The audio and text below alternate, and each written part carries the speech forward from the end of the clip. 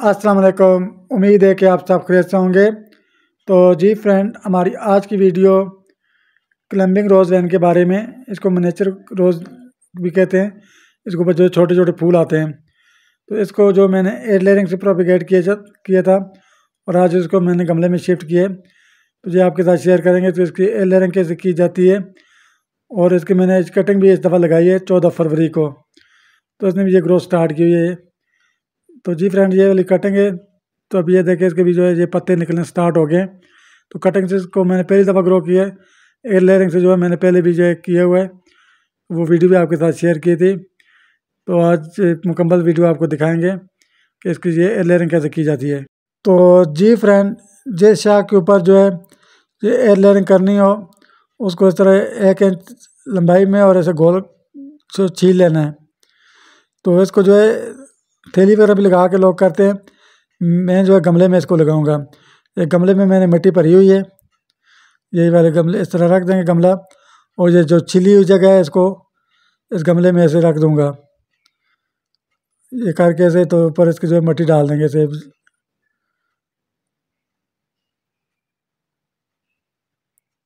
ये ऐसे पकड़ के इसमें दबाएंगे, इस तरह करके। तो अब इसके ऊपर जो है और मिट्टी में डाल दूंगा।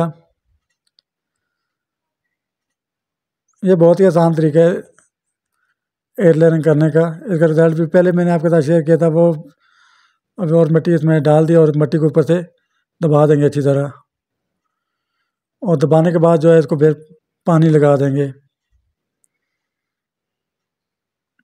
तो जी फ्रेंड, ये लेयरिंग होगी। अब इसके ऊपर जो है अब पानी एक दफ़ा पार के दे देंगे।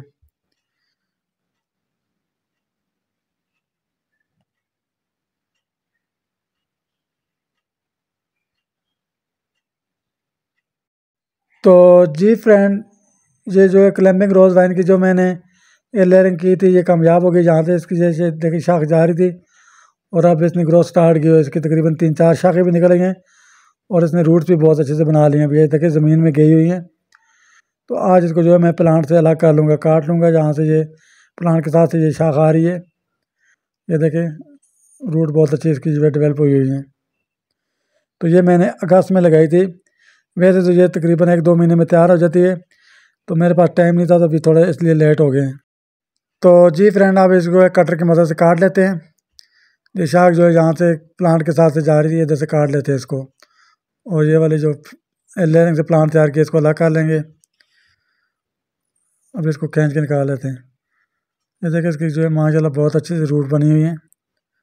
ये देखें गमले से जो बैर भी निकली हुई है। तो अभी मेरे पास कोई गमला खाली नहीं है, तो उसमें लगाना है इसको मैंने 12 इंच के गमले में तकरीबन। तो उसको खाली होगा तो फिर इसको जो है कर देंगे। अभी कुछ दिनों के लिए इसको ऐसे रख देते हैं, और खाद वगैरह भी लानी है तो वो लाएंगे, तो फिर इसको जो है बड़े गमले में शिफ्ट कर देंगे। तो जी फ्रेंड, ये लेयरिंग से जो प्लांट तैयार किया था, आज इसको मैं जो है बड़े गमले में शिफ्ट करूँगा। ये पहले जो है लगा हुआ है तकरीबन 5 इंच के गमले में। तो अब ये मिट्टी का गमला है, 12 इंच का गमला है, इसमें इसको जो है शिफ्ट करूँगा। और इसके लिए जो मैंने मिट्टी ली है, ये आधी तकरीबन 50% मिट्टी है और 50% ये गोबर की खाद है। ये मैंने छान ली थी गोबर की खाद से, बिल्कुल बारीक बारीक। ये भी तकरीबन आधा गमला, ये पहले मैंने इसको नाप लिया था। 50% मिट्टी और 50% गोबर की खाद है। खाद जो है डिकम्पोस्ट होनी चाहिए, गली सड़ी। ताज़ी खाद जो है नुकसानदेह भी होती है प्लांट्स के लिए। अब इनको जो है मैंने खाली कर लिया है, दोनों चीज़ों को, मिट्टी और खाद को। इसको अभी अच्छी तरह मिक्स कर लेंगे।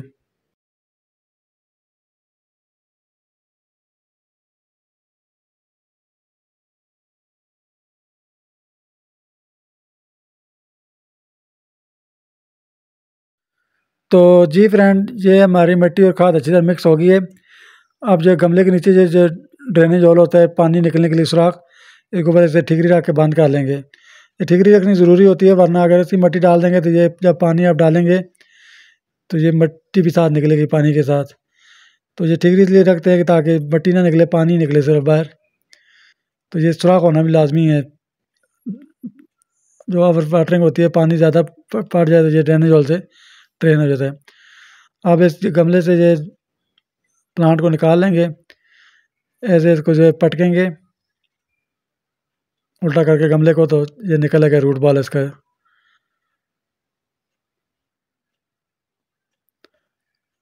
ये देखें, ये सारा इस तरह कितनी अच्छी इसकी रूट्स बनी हुई हैं। तो आप इस रूट बॉल के साथ ज़्यादा छेड़छाड़ नहीं करेंगे, इसको इसी तरह जो है लगा देंगे, क्योंकि गमला काफ़ी बड़े साइज़ के इससे। तो ये अभी थोड़ा नीचे है, अभी इसमें और मिट्टी थोड़ी डाल देंगे, थोड़ा ऊपर करके लगाएंगे इसको। अब फिर जो है इसमें रख के देखते हैं, ये वाला लेवल इसका ठीक है। अब साइडों से और मिट्टी डाल देंगे, और साथ साथ गमले की जो है मिट्टी जो है इसे हिलाते रहेंगे, ताकि एयर पॉकेट्स वगैरह जो है ना रहें मिट्टी के अंदर। एयर पॉकेट जो है ख़त्म करना ज़रूरी होता है। जो भी प्लांट लगाएंगे तो उसको अच्छी तरह से साइडों से दबाते रहें, ताकि मिट्टी में जो एयर पॉकेट्स वगैरह ना रहें।